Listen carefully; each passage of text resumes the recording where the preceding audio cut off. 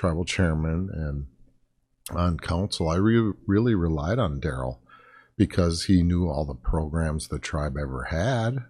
You know, the ones that failed, why did they fail? Ones that succeeded, why did they succeed? And so his experience was very, very valuable to us.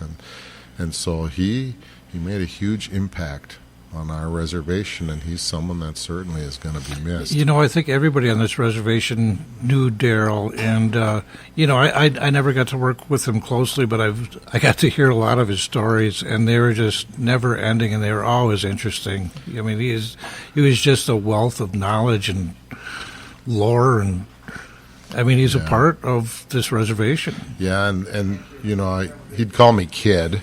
Even though I kind of feel pretty old, but he'd call me kid. And there was another person, too, I don't know if you remember Pea Soup.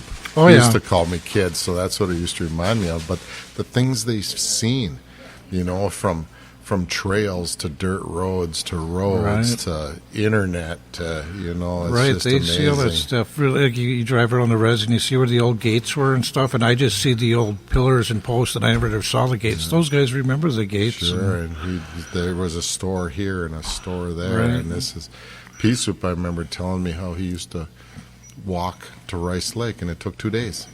Wow. You know, and they'd conk a porcupine on the head, and that's what they eat. Wow. So, you know, it's important, I think, that youth, even though I'm not a kid, that youth bridge that gap with the elders, because the knowledge that is there, and the knowledge of survival as well. Right. They survived in much harder conditions. Oh yeah, look at at the life that he must have led and the things he saw, and look at the success that ultimately came to Daryl. I mean, and the respect. Sure. I mean, he remembers the days before this IRA Constitution, before he had an elected tribal council, and we didn't have self-governance and grants and casino and roads money and things like that. So how did they survive? I mean, we owe a lot to those guys. They blazed the path that we get to walk on much more easily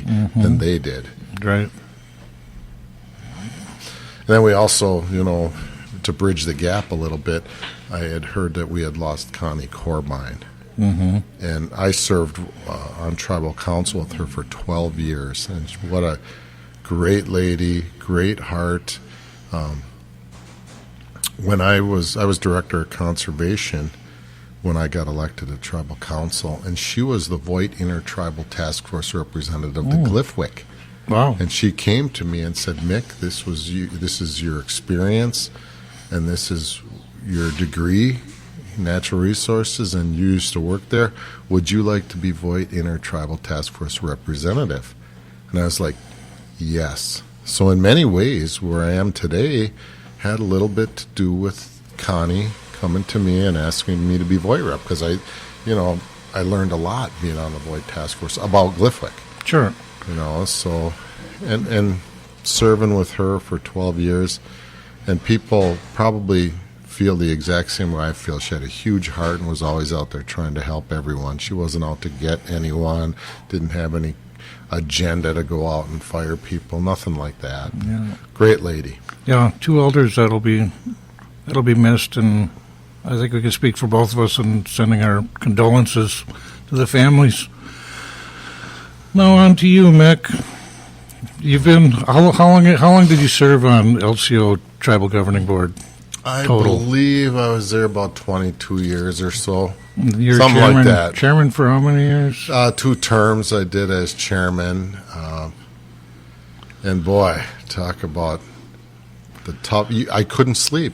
Oh, I bet. And so I understand. I support my tribal council, and whether I'm for an issue or against an issue, you got 7 people there. And I always say, just try to make soup with 7 chefs. It's a hard thing to do. I want cheese. I don't want cheese. I want onions. I don't want to. You come out with water sometimes, but you know, nowadays I can actually sleep at night, because before you're just thinking you got this issue at the clinic or this issue at the school, or we had the issue of trying to save Waduka Dotting, which was major, and the clinic and I mean, there's just so much, and you go to bed thinking, and you just can never get to sleep, and you know, and if you do nothing, no one will really ever be mad at you. But when you're doing stuff, there's always some people that are against it, and it just builds. And it was probably the most stress I've ever been under in my entire life. But when it's important, you got to do it, you know. And what did you take from that role to your current role as executive administrator up at Glyphwick? Is there anything you gleaned from those years that you can use today? The biggest thing, you know, when I was in school and when I was in college, the stuff I loved was natural resources. The stuff I didn't love was math. I didn't ever wanted to learn how to read an audit. You think I wanted to learn how to read an audit in my life? Well, you know what? Being on tribal council those years, every year and every program and every grant had audits. And eventually I learned how to, you know, decipher all them pages of numbers and columns and what to look for right away. And, well, at Glyphwick, you know, and over time, you get good at it, too. You know, it's like jumping rope or riding bike. You get good at it. And then there's those Viking fans that come walking in, and I want to just jump right to that, but sorry, I digress. Scary game coming up Monday night. But that's the thing, the audits, and Glyphwick is a top A-plus audit rated firm. And so I have a great staff. They're all very educated, and they all know their finances. They know their budgets. And we just recently had an audit. It went great. We had a surprise kind of on-site BIA monitoring visit. That went great. And I think a lot of it, at least from the duties that I have relative to the audits, I got from being on tribal council all those years. I learned a heck of a lot. So what's going on up at Glyphwick is, I know we're hunting season's winding down, and I know there's a lot of talk about CWD and maybe. Before we get into that, how's the racing season this year? Well, you know, with racing, because we have like a 3-state region of Glyphwick member tribes: Michigan, Minnesota, what is now Michigan, Minnesota, and Wisconsin, and so it varies a lot. Overall, I think it's down. There's some areas that were good. And the biggest thing that impacted wild rice over the last 50 or whatever, 100 years, in long term, was all the dams. Sure. You know, damming up the rivers, damming up the lakes so that they can get boats from Big LCO to Grindstone to Whitefish. And rice was all over here. That's why our reservation's here. Right. We lost huge. Right. And all over. All the reservations are located where there was lots of rice. But dams have really impacted the rice over time. But now I think what the impact to wild rice is, I think climate change is a big factor. Well, I don't think I know. And again, we have some issues with beaver dams, but they're on private land, and we can't just go on private land and break beaver dams. There's an issue on, I believe, is it Clam Lake, where they want to remove a dam, and generally we're supportive of that. I used to be supportive of removing all dams, but now with the Asian carp and invasive species, now you kind of take that with a grain of salt, because you don't necessarily want Asian carp and sea lamprey and all these things getting in all the inland lakes.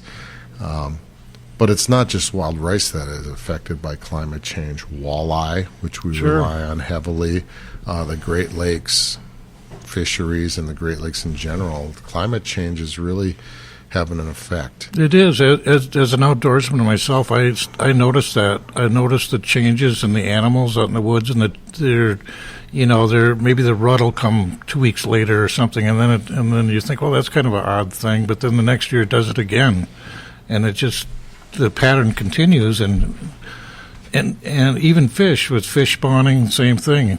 when the ice, there's no ice to go fishing. It's Right. just So getting. what you're talking about, like phenology, when things ripen, when the sap starts flowing. So over thousands of years, our elders, they observed all these things. And our calendar, basically, I was listening to Joe Rose, an elder. He came up to Glifook and was talking about our calendar. And he had this snapping turtle shell. There's 13 squares on a snapping turtle shell. And he was explaining, this is our calendar. There's 13 moons in a year. And he went through them all, crest on the snow moon and so forth. But he's like getting to the maple sugar making moon. And he's saying, in most cases, we are now done making sugar and syrup before that moon even comes. And so I have this group of elders from all the reservations of Glifook, all the member tribes. And we've been doing interviews with them and on all different issues, but climate change is one, and what observations they have, what are changing, just like what you were talking about. And we refer to this as traditional ecological knowledge, and it's getting a lot of the PhDs of the world, scientists of the world, didn't used to give this a lot of credence. But now the scientists and the agencies, federal, state agencies, are now starting to really give a lot of credence to all this knowledge. And I use, when people ask me what is traditional ecological knowledge, I have a lot of examples, but one that I love to give, it's my favorite one because it affected me. I got out of college, Northland College, natural resource degree, and I became director of our conservation department here at LCO. I took my job serious, and so one of my job duties was I have to open up the lakes for spearing season, and it costs a lot of money. It costs us about $5,000 per lake to open it, because you got to have wardens there, you got to count and measure every fish, so you got creel clerks there, and so if you have a long season, it costs you more. If you do it efficiently, and it's a short season, you get in when the fish are running and you get out right away after you get your quota, it costs you less. So I'm serious about my job and I want to do this efficient. And every biologist knows when it's 46-degree water temperature, walleye are going to spawn, right? So we're taking temperatures, and hey, this lake's 46 degrees, man. I tell my chief warden, George Morrow, all right, make the phone calls, we're going to open this lake. And he says, this lake ain't ready. And I said, it's 46-degree water temperature. And he said, but the frogs aren't chirping. Peepers ain't peeping. Sure. And I'm like, whatever, George. He's a Bear fan. He likes to bullshit a little, And if you know George, I'm like, come on, man. I went to college, man. I got a degree, Yeah. Well, we can say that now. There's snow on the ground. There's a Winnebuju story about that, about the peepers. Yeah. Right. And See, and so, and then another lake, same thing. He had the buds on this tree aren't out yet, so this lake isn't ready. George didn't have a college degree, I opened the lake. They were slow and it was not efficient, and then so fast forward a couple years, my buddy and I, Merle, we were out there on the lake spearing, and whoa, were they hitting, man. We were getting them. We had to stop and count up because, as you know, if you go one fish over, you get a fine. So we were counting up, and they were just hot and heavy. And he goes, whoa, what's that noise? And I listened. Oh, it was loud. It was the frogs, man. It was the peepers. And instantly I thought of George. Yeah. And he was right. And he didn't go to college. This is traditional ecological when you knowledge. mentioned George, I immediately started thinking of Kenny Rusk, too. Right? Yeah, Kenny, what a guy, huh? Yeah, see, and that's the examples that I give in what traditional ecological knowledge is. It's passed, all them observations are passed down for thousands of years. He knew when to open the lake because his grandpa and grandma told him that. This is when you go spearing on this lake. So what we do at Glifook is we try to meld that traditional ecological knowledge with Western science and my PhD guys and girls and stuff like that. And that's a little tough because, you know, you got your computer here and my guys have to write reports. We get appropriation and grants, so I'll have to write a walleye report.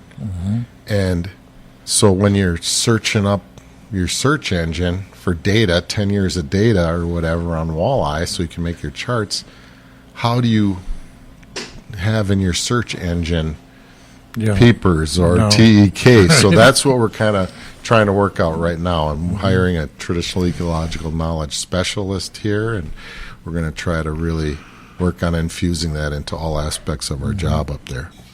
Well, staying on the same topic of, you know, problems with our ecology and conservation environment, how is is Glyphwick doing any studies right now on CWD as far as anything that they can do to prevent its spread? Well, funny you mention that because we do have a project that we're going to be doing, a unique one that we're going to be doing this coming year. But we've been on the forefront since the first CWD discovery, so to speak, in what is now known as Wisconsin. We've been on the governor and the state for so long. You got to do something about this, and they've been slow, and it's just been spreading.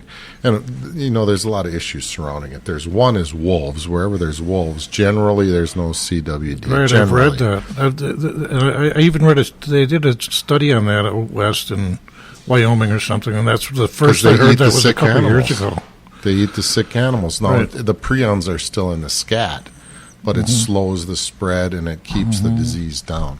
But also, you know, you got your deer farms where they're captive deer and they're sharing saliva. That's the thing. It seems like every time I see a case, or like right now, I live in Washburn County now. There was a captive deer in Douglas County that was within 15 miles of the county border. So then we, in Washburn County, get restrictions put on us. And it seems like every time well, as of late anyhow, I'm not seeing as many wild deer with CWD, but it seems like most of them are from captive deer. Yeah, we strongly believe, and there's data to suggest that this is basically where the spread came from, you know, moving captive animals from places where there was CWD, other states, into Wisconsin, and then they concentrate around the feed and share saliva and you know, their waste and things like that. So, but I'll tell you this: that's considered farm. It's considered agriculture. So the DNR generally doesn't have oversight of them. It's USDA. So every time you go out to fight something like this, and say double fences and this and that, or get rid of them all altogether, they show up in force.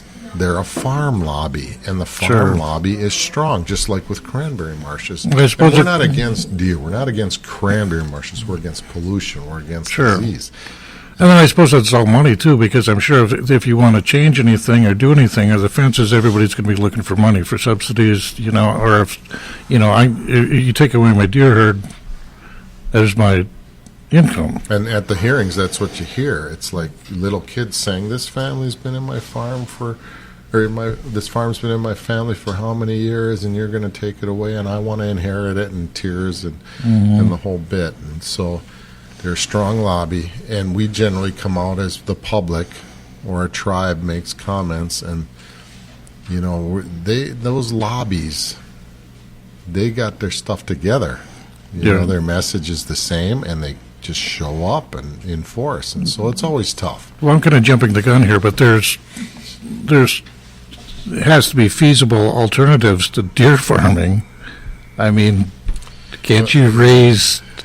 Is there European deer that are they susceptible to CWD? I believe all cervids are. I mean, you know, they have red deer farm. There's one near here. I didn't even realize how many there were. They're all over the place. And you know, but it's the white-tailed deer, and I think elk as well. And Mule technically, these prions have been around. I mean, in biblical times, it's in sheep. Scrapian sheep is the same type of disease, and so I mean, it's been around. But you know, we rely heavily on deer, the tribes, Anishinaabe people. And we had a lot of questions.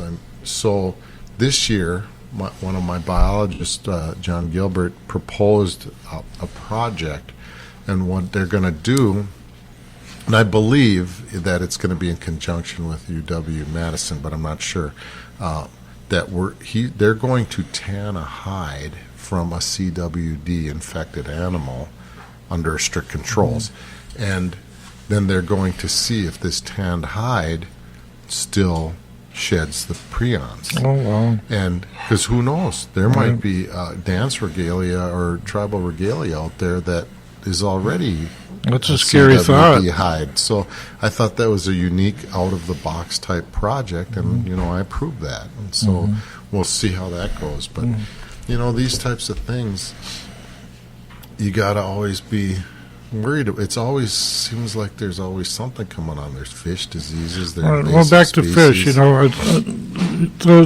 think we can agree that the walleye population in inland lakes are doing fairly well. How's the big lake doing up there? Well, I wouldn't say they're doing fairly well. I think the populations have been steadily decreasing. Once again, it isn't the tribes, because we are very highly regulated. We get our quotas. Once we hit them, we stop. Right. But the non-Indian anglers, and no offense to them, I think it's the state regulations, the way they're set up, they don't stop. They really have a guess, an educated guess on what. Well, right, like you say, the tribes know exactly down to the fish how many fish we're taking, where they don't have creel clerks at every landing all summer long. And who knows? I'm sure there's a lot of undersized fish taken, a lot of good spawning fish being taken, and it's totally unregulated, like you say. And the water's changing. So, you got warmer water, and there's a lot of factors, but you get the warmer water, which favors bass. Walleye are a cold water species.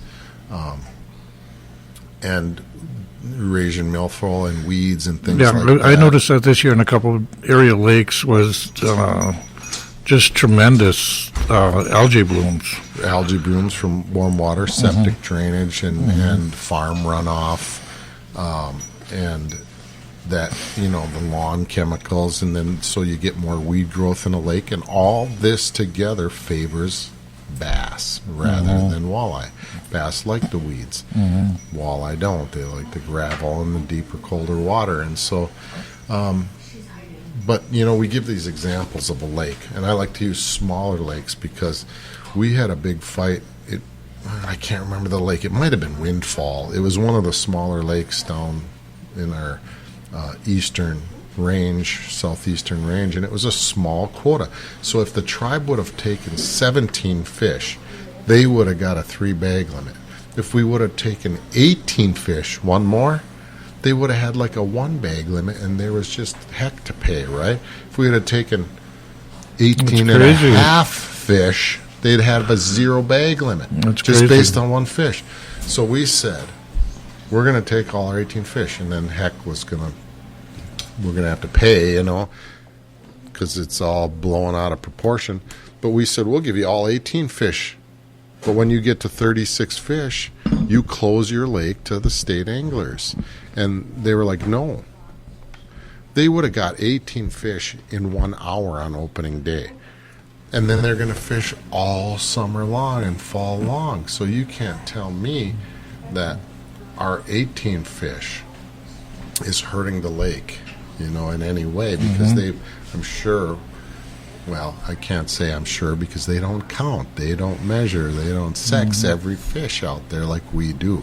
And so that's just goes to show that I think that the science, the way they do it, is going to have to change on the lakes, because over time the population of the walleye are going down. And then, climate change as well. What about the status of Gitchigami and its tributaries? What's going on up there? Well, right now the water is higher than ever before.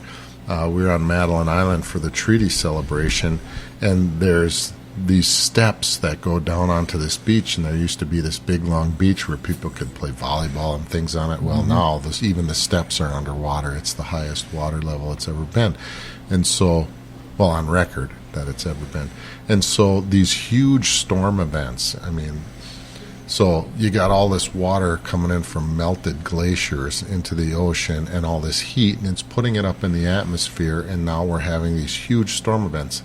Now, I believe we've had 3 like 500-year storms in 4 years up there. Roads are being washed out, and then it also overwhelms the sewage plants, and they do direct just discharges into the lake. You got this huge runoff from agriculture, and you'll see the whole bay is just brown from sediment that's washing in from the land. And we had algal blooms on Lake Superior basically for the first time that we know of. And so the Great Lakes are being affected. And again, this is climate change. This is fact. This isn't, it's true, it's not true, it's true, it's not true. No, this is fact. The science is there. And so the state of the Great Lakes, I just recently got appointed to the International Joint Commission, the Science Advisory Board.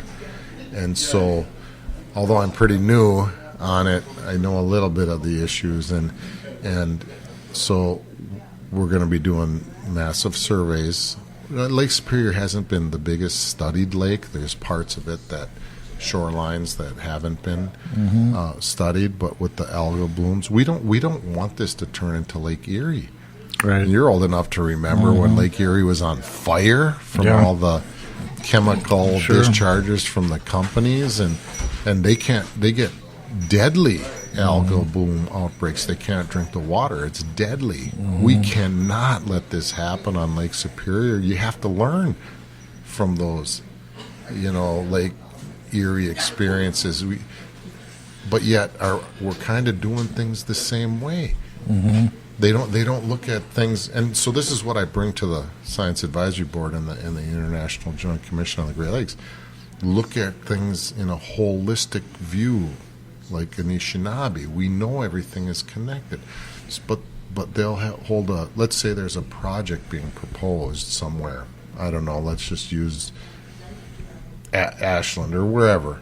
And what do they usually do? They hold a zoning committee meeting, and then local people come out, and then the meeting is all about what are the benefits of this project. Oh, we're going to bring jobs, and there's going to be money here. Oh, yeah, there will be a little bit of pollution, but only for a little while, and only for this area here. They don't look at things and all these projects around the whole lake, and they all have an impact, whether it's gallons per minute impact of discharge or picocuries per liter. I mean, it's small, large, it all goes together, and it's affecting the Great Lakes. And we have to start looking at the impact of everything together on the lake. I remember a zoning hearing where this one business resort just wanted to put in a bunch of more piers, which was allowed. They were only allowed like 2, but they wanted to put in a few more. And they said, well, it's only going to have a little impact, and we can bring in more money because of it. But until you've seen the map of all the piers on the whole lake, and that is the productive area of the lake, the shoreline. So it's like putting plywood on your pasture. You're eliminating more and more of the productive part of the lake where the walleye spawn, and it's impacting the whole lake. So until you see the big picture, it's hard to see the whole impact. And so that's what we're trying to push, because we don't want Lake Superior to turn into Lake Erie. No offense to Lake Erie. And I have to say, Glyphwick does a tremendous job for Native communities, but for the state of Wisconsin as well, and Minnesota, and the whole Great Lakes region. I mean, you guys should be commended for the work you do up there. And we're almost out of time, but I'd like to say too, I know you've always been a mentor for kids through your work with the LCO Boys and Girls Club, and I know you've coached baseball and basketball. Do you still have time for those things? I make time for it because it's kind of a stress relief. So this year I coached soccer, and I still don't really all know all the rules to soccer, but coaching is kind of a thing, you know, that and basketball. I want to coach basketball, so basketball season coming up here. But even when I'm driving by a playground and I see a kid shooting funny, I gotta stop and show them the triangle of shooting because I just can't help it. Well, it's amazing. You know, I've seen I see it in the papers, and I don't really get to attend too many games, but I see the success you have with kids and in tournaments and in championships. It's amazing. Yeah, sometimes the parents laugh at me with the way I kind of coach, but you know, I have a little bit of Lombardi in me. I know you've always been competitive. Winning isn't everything, right? It's the only thing. Right. So, I mean, as long as everyone's given their all, and, you know, like we talked about Daryl and Connie and teaching those elder tricks to the youth, that's kind of what I bring to them. I'm still playing, but last night I was hurting, but I was still scoring. I may be slow, but the basket don't move. So those are the tricks I try to... Played last night. You didn't get to see the Bucks go Yeah. down and Oh, defeat. yeah, I didn't see that. Yeah, that's Yeah. good. They fought pretty hard, but Yeah. but their But I streak is did down. make an LCO Eagle game recently, Good. and you know, I love seeing those kids grow up too, and they were talking smack to me. They want a piece of me, and I love that too. And you know, a new generation, Sure. you know, but get out and see those LCO Eagles and support them because they got a pretty good team. The girls kick butt, and the boys last second just. I think it was a 1-point game. We almost came back. One of our star players fouled out, and but that was great too. It is great. It's great for what athletics does for young people and how it helps them in their future. It does, and you know, we put a lot of money into anti-drug, anti-gang programs. Sports is the number one tried and true anti-gang, anti-drug program. Right. And so there's a lot of emphasis now when budgets are being cut. They pull it from sports and they make parents pay more fees for sports. They sell candy. They do all these things. And same here at LCO. I had kind of heard through the grapevine that the tribe now is going to require these entry fees or sponsorship fees for our LCO basketball league this year. And I love my council. I support my council. But this is going to kind of hurt the program a little bit. Well, Mick, it's been a pleasure talking to you. I know we haven't talked in a while, but it's nice seeing you again. I'm glad you're happy up there at Glyphwick, and I'm glad you're still doing things you enjoy doing. I'm glad you're still helping out kids. Well, I enjoy listening to WOJB, that's for sure. I hope to see you again soon. You bet. Thank you. Yep. Big witch. Giga Wop Men. See you, Mick.